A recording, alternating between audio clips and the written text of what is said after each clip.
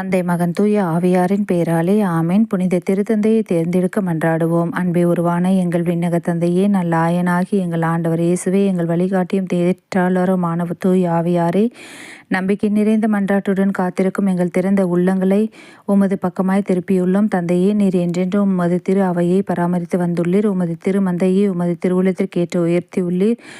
ஞானம் நிறைந்த ஆவியாரை கர்தினால்கள் பேரவையின் மீது பொழிந்து அவர்களை ஒரே மனதோர நெருப்படுத்தியருளும். உமது மாட்சிமிகு திருவுளத்தை தங்களது இறைவேண்டலால் உய்த்துணர்ந்து அவர்களை வழி நடத்துவார்களாக.